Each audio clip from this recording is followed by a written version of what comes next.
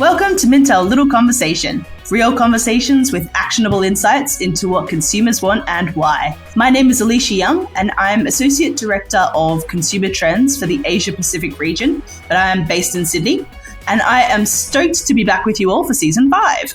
Today, we're going to focus in on a key market within Asia Pacific. China has just recently eased restrictions on domestic and international travel, has forecasted lower growth than in previous years, and for the first time in nearly 60 years has seen its population decline.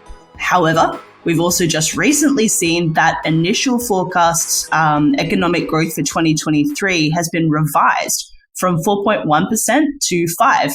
Reflecting evidence that consumption and activity seem to be recovering actually faster than initially anticipated. So what does this all mean for Chinese consumers for 2023? To find out, I've invited Victoria Lee and Shannon Liu. Hi, ladies. Thank you so much for joining me. Hello, Elysha. First off, I might just ask you to quickly introduce yourselves. Yeah, sure. Hi everyone, my name is Shannon Liu. I'm a senior analyst based in Shanghai for travel and leisure sectors, and I'm glad to here today with you all. Hi everyone, my name is Victoria Lee. I'm senior trends analyst, also based in Shanghai office, and thanks Elysha for inviting me to the session. No worries, I'm so glad to have you both. So let's get started. For listeners who are perhaps unfamiliar with China's dynamic zero COVID strategy, could you give a little bit of background on what the past few years have been like in China? Sure. Just add a bit more information. Zero COVID approach is an action to dynamically taking action when the COVID cases surface. So the purpose is to control all outbreaks with minimal social and economic disruption. But overall, we think, at least in the last year, affected by the massive COVID-19 outbreaks, China's economic development withstood great pressure, and also the retail market has been sluggish. I feel like consumer sentiment is tightening. So we have concerns about the pandemic, and related uncertainties continue to climb over time. So the situation is kind of improving following the ease of pandemic control policies. So I guess to touch back on Vicky, what you just mentioned before, coming into 2023, what is consumer sentiment like now? We've seen the economic forecast revised to be higher than was initially anticipated. Is this due to revenge spending? Yeah, I think there's a rising trend of revenge consumption or revenge spending. So I noticed the Shanghai Public Exit and Entry Management Department released the data that from January 9th to February 8th of this year, the department has already accepted a total of more than 380,000 exit entry documents for Chinese citizens. So including passports and also their documents to Hong Kong and Macau. So the total numbers highly surpassed the same period in 2019 and hit a record high. So I think the data is quite interesting because it fully reflects consumers' revenge consumption as a first step. And this is led by offline leisure and travel as well as entertainment activities. And I think the online entertainment, the sector in particular, will also have some development potential, as these are also key areas for consumers to help them distress, even in a post-COVID area. But overall, I think consumers still have some cautious attitudes towards the near future, because they are still facing the pressures from life and employment. But in general, I think they have a desire to continuously improve their quality of life. So this combination might make small leisure and entertainment expenditures more popular in this year. So there's quite a few sectors that are recovering quite quickly, it seems. And I want to touch on travel shortly as well, because that can often be quite a bellwether, I guess, as to consumer sentiment and recovery and all that kind of thing. But have we seen changes in day-to-day consumer behavior? We've certainly seen changes across the rest of the world as consumers deal with significant cost of living challenges. And we're starting to see that a global recession is becoming a real possibility. Has consumer behavior in China changed with the slowdown in the global economy? I think for Chinese people, their living condition basically remain stable compared with rest of the world because of the prices and their disposable income actually increasing. According to the data from NBS, the consumer price rose by 2%, while the real disposable income rose by 5%. So thanks to all the action taken by the government, so Chinese people do not face the similar inflation and cost of living issues as the rest of the world. And Vicky, are there any behavior changes that you've noticed with Chinese consumers? Of course, I think the recession globally is going to have or has already had an impact on Chinese consumers or the market. I noticed data from the China officials that China's exports fell by 6.8% in combined figures for January and February this year compared with a year earlier. And also the imports fell by 10.2%. So the main reason is because of the global demand flatters. So that's why the trade slumps, because we all know GDP consists of consumption, investment, and imports, exports.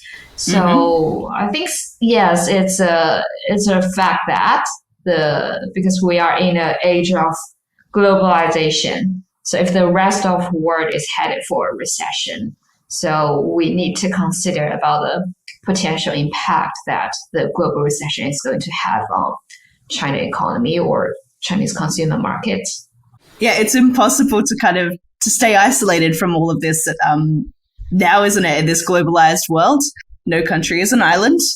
Is the impact even across the country, or are there groups or demographics or even regions that have been or could potentially be as well particularly affected by slowdowns, by potential cost of living issues? I think financially speaking, middle and low income households are more impacted by this kind of situation because there are unemployment issues and the cost of living issues. So they are facing more pressures than high income households. Vicky, you mentioned the entertainment and leisure as being an industry that might have some space for growth, or certainly kind of seeing a lot of interest as people try to. So one of our trends that for 2023, hyper fatigue really touches on this. People are looking for ways to disconnect from, just take a break, take a bit of a relax. And I think leisure and online entertainment is certainly a way that people are slowing down and taking moments for themselves. Are there any other sectors or industries where you think potentially there's space for growth, or conversely, that might actually see, there might be some challenges ahead over the next or the coming year? Yeah, I feel like our demographics, they are paying more attention to health conditions, no matter their physical health or their mental health, more than ever before. So definitely, I think, first of all, the functional food and drinks, and also the healthcare industry has much more potential to explore. And other than that, I think the kind of mental health, the kind of nervousness and lack of security is also a byproduct of the pandemic. And this may take more time to ease. I feel like this also creates room for brands to tap into how to help our consumers to build a more holistic mental health framework in the coming few years. In terms of challenges, I'm thinking maybe the offline retailers or offline sectors, they will see more challenges than before because Chinese consumers are now more picky because they have really enjoyed the convenience, the instant gratification they have received from the online entertainment or online retailing. So they have to work harder to lure their consumers back to offline. That's really interesting because we've seen a lot of online retailers actually head back and create offline or brick and mortar spaces in order to augment their online offering. So do you think in China that perhaps consumers are less, if not receptive, needing those spaces less? They're much more comfortable shopping online without needing that physical touch point? Sure. I think Chinese people are really savvy about digital technology. So even elder groups, they have been really keen to exploring how to use online to shop, to entertain themselves. So we have been seeing quite a lot of interesting elder people. They are quite nice in using like Douyin, the Chinese version of TikTok, and also Taobao to make their lives more easier and also more convenient. So I think that's an interesting phenomenon compared to the rest of the world. So I think Chinese people are a bit different in this point of view. But I think this does not mean that they do not need offline anymore.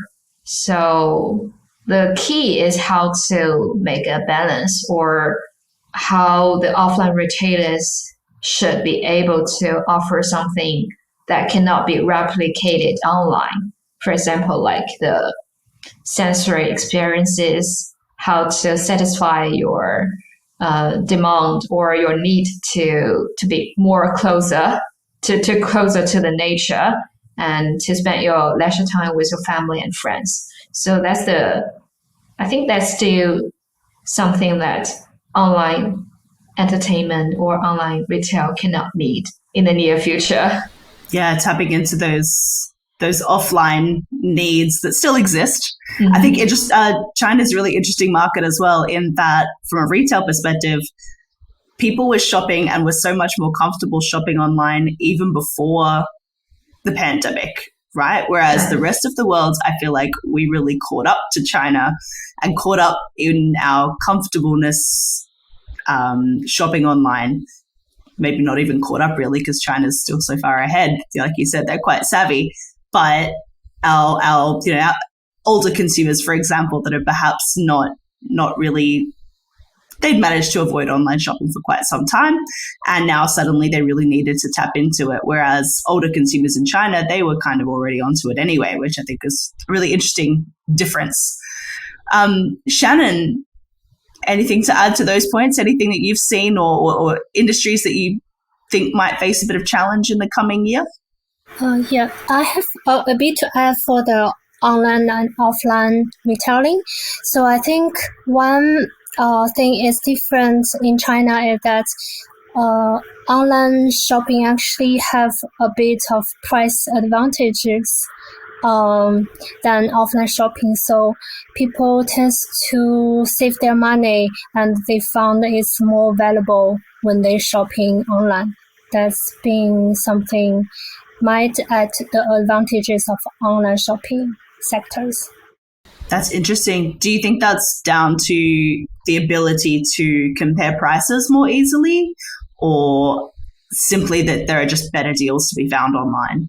I think it's simply because there are more better deal choices online. If in the future there are gonna be more price matching online and offline, I think consumers are willing to taking offline shopping experience, because right now brands I saw them taking a lot of efforts to create those kind of immersive shopping retail spaces. They're doing campaign events. That's also interesting to advocate their brand value and engage with their consumers. So I think it's important to balance between these two, and also the price concerning. Absolutely. Traditionally, I guess we have seen travel and tourism act as, like we mentioned, this kind of bellwether for consumer confidence. If people are concerned about money, they are less likely to spend big on holidays. But we've seen COVID has kind of reversed this, as consumers have been itching to escape, their cities, their neighborhoods, their literal homes, no matter the price. I think it's become less of a luxury and more of a vital necessity for many of us. How are Chinese consumers feeling about domestic and international travel? Yeah, for travel sectors, actually Chinese travel express a very strong desire to studying their holidays, both domestically and internationally. It also the sectors we see the firstly bounce back.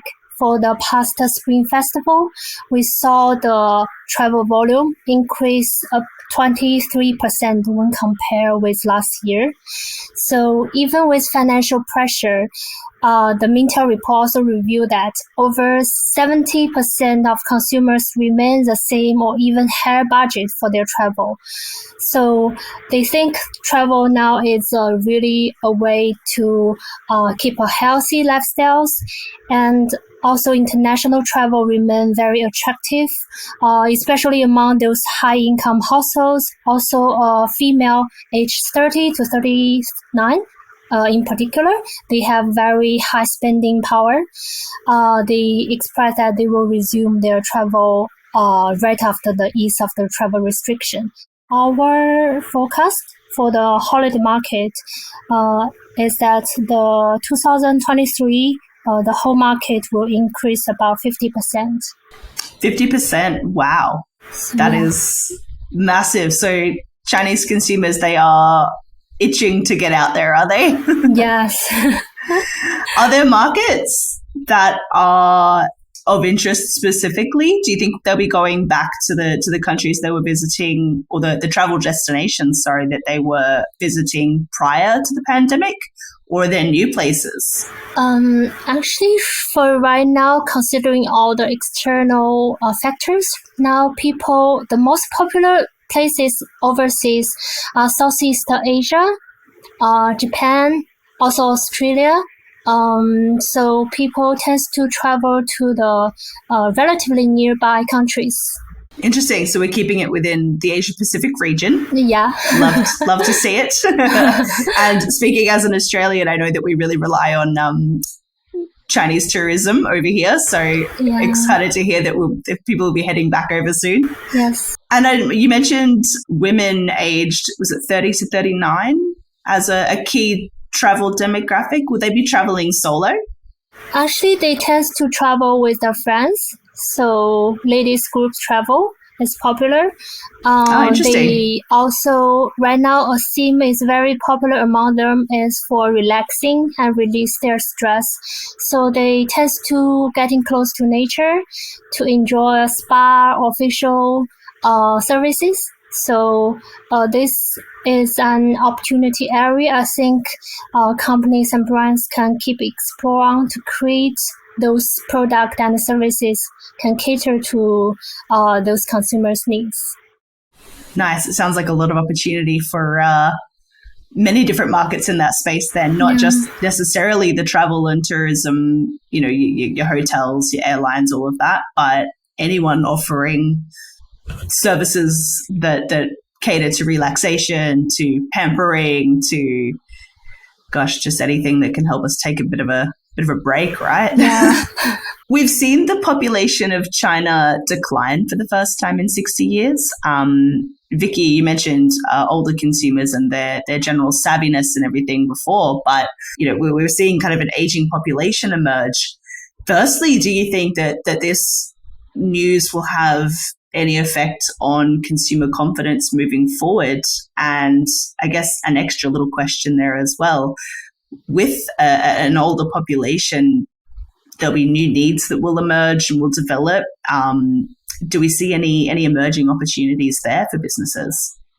Yeah, I think the population structure shift is quite common in East Asian countries, not only China, but also like Japan and South Korea that are facing the same situation even before China. Yeah, absolutely. Yeah, I feel like the population structure shift is actually a sign that's showing people are paying more attention to the quality of their life. So they tend to concentrate maybe their resources on their 1 to 2 kids or themselves instead of really live at a just okay-ish quality of life. But yeah, so of course, I think when the aging population is rising, new opportunities emerge. For example, we've seen more advanced or more superior aging living community appear in China in recent years. So in this kind of aging living communities, there will be more high-tech home appliances equipped in each room. So they are designed to be more suitable for elderly people. For example, like the toilet is more user-friendly for elderly people who are not quite function, or sometimes for the disabled group. So they can have their life in a more convenient way, and they can even live the life more independently. And also the other advantage of such communities is that the elder group, they can have their own socialization life with maybe like the same age groups with common interests or shared beliefs. They don't need to actually devote their whole time to their children, to their grandchildren, to the family as maybe the past generations usually did in decades ago. So I think that's a huge shift, because this means brands definitely have more room to explore the socialization needs, the entertainment needs, and also the focus of elderly group on their own needs, and also like the health, well-being needs. So this is quite different than years ago. So yeah, I think that's we can grasp the opportunities. I definitely agree with Vicky about the senior people. There are the new opportunities for brands and companies. Comparatively speaking, like before, they are relatively less active for all the spending sectors. But maybe we have now to really explore what they need, what they want. So I think brands companies can keep research about them to create new product and maybe upgrade their current product and services to fit for those groups' needs. You're so right. I think a lot of brands tends to assume what older consumers might need without truly asking them. I think that's really, it's not the best way to go about it, because we don't really know and older consumers they're healthier than ever before. They're living longer, better quality lives, well into their, 70s, 80s, way longer than we used to, right? And so what are people going to need in those stages of their lives if they're not, we have this idea of people as elderly and needing, help with all of these different things. But what if they just want to live their best lives as older people? How do we help them to do that? You're right. I think there's so much opportunity there if we just ask consumers, what do they need? What do they want? And then represent them in the advertising as well, right? When we're talking to, when we're marketing those products, actually show healthy older people living their best lives. I think a lot of space for that. And as that cohort grows, it's an increasingly important market to really focus on. You've both mentioned quality of life increasing, a focus on rest and relaxation, all of these different things emerging. Do you think that priorities of Chinese consumers have changed quite drastically over the past few years? Have you really ever seen a big shift? So overall, I think this is a general trend even before the COVID. Like Chinese people are more prioritizing the quality of life. But the pandemic is like fasten the trend or boost their needs because they have to spend more time at home. So that's definitely leads to an increasing awareness of how the quality of life is going to benefit their mental health, their physical health. And yeah, especially for the younger generations, I think how to satisfy themselves becomes a higher priority for them. So maybe instead of earning more money, like how to satisfy my own interests or just linking with friends with similar interests or similar background, it is a more important topic for them.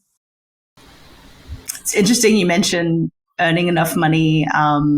We've seen, I guess, the emergence of lying flat.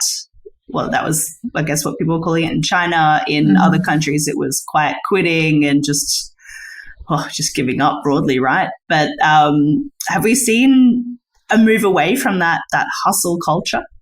I feel like in China, we call it 996. It's a toxic working culture. So there's an interesting phenomenon in China, like they saying that Gen Z is really against the 996 working culture. So they're like understandably so, right? Sounds hard. Yeah, they really defend their personal life outside of work. So in last year we have a new word calling 松弛感, which means chilling and relaxation, the sense of chilling and relaxation. So we do not say lying flat anymore because I think the word of lying flat sounds more negative, but the feeling of chill and relaxation is more neutral or even more positive. Yeah, there's an active component, right? Yes. You're leaning into it. Yeah, I think that reflects people's attitudes towards how to choose my own life. If I choose not to work really hard, this is also okay. This is also acceptable. This is not my fault to not work 996. That's interesting. Do you think that there's been a shift in status then, or what kind of status people chase? So it's not just money anymore.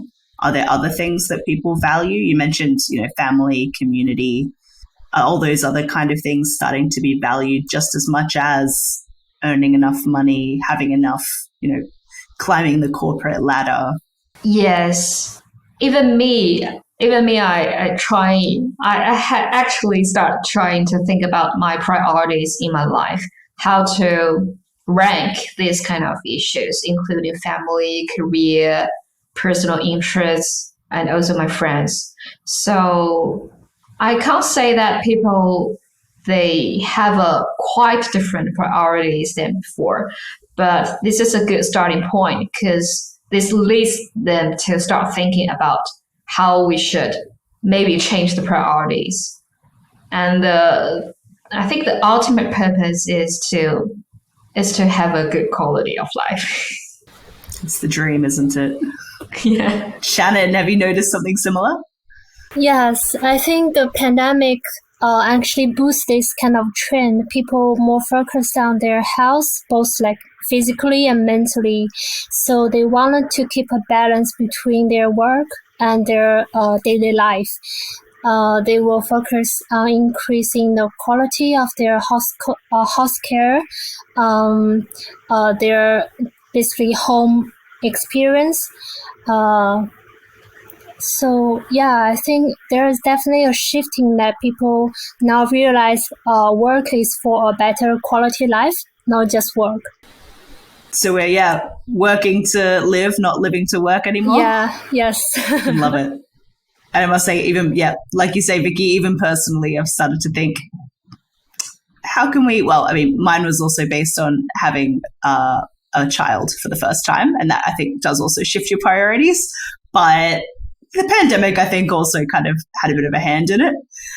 So I guess my final question then, and this is a bigger one, but what are the main challenges to businesses, local businesses, but also global, global companies trying to work with Chinese consumers in the China market? What do we think are kind of those main challenges within China over the next few years? And then also, what opportunities are we seeing? We mentioned rest and relaxation. We mentioned, travel, all these different kinds of things. What do we think? What are our predictions for the next coming years? One challenge is I think the globally issue is the cost of labor. So because of all the geopolitical issues and people now facing of the cost of material also increasing. So especially for manufacturing business, they are facing this kind of pressure coming from the cost of labor and the raw materials. So I think it is one thing is important is for companies to conduct digitalization and automation for their productions, operation, retailing. This can really help them to hedge the risk of this kind of higher labor cost. Just a small point to add on. I think there seems to be a rising trend of consumers are really increasingly vigilant about overconsumption. So we're seeing quality as a theme then over quantity as well, perhaps. Yeah, and there's going to be a gradual shift from different consumption habits to another new one. Because I think in the past, if you need to attract the attention of consumers, you only need to produce some really fancy products and also marketing campaigns, so that can easily attract Chinese consumers' consumption. But in the past 1 to 2 years, no matter in the social media platform or between the discussion with my friends, I noticed that there are more people talking about minimalism and also sustainability, this kind of stuff, especially among the younger groups. So I think that means that people are still thinking about what consumption brings to them. Sometimes they feel like consumption only brings them more products, but is it the thing that they really need to live better or to make the world a better place to live in? So that's going to be a challenge, but maybe at the same time, a good opportunity for no matter local and global business to think about in terms of changing consumers' consumption minds. Cool. I feel like we've covered an awful lot today. It was a big topic anyway, but we've certainly covered a lot. So I guess then things to keep in mind over the coming year are that, we've seen that retail might have a bit of a tough time over the next year or so, but that'll just mean that we'll have to prove value in both offline and online spaces, but that doesn't mean that consumers aren't ready to spend. We've seen that consumer confidence starting to bounce back. Travel is back on the cards and Chinese consumers are very keen to holiday again, so that's exciting for everybody. And rest and relaxation really seems high on the agenda. Consumer priorities are really starting to shift from living to work to working to live.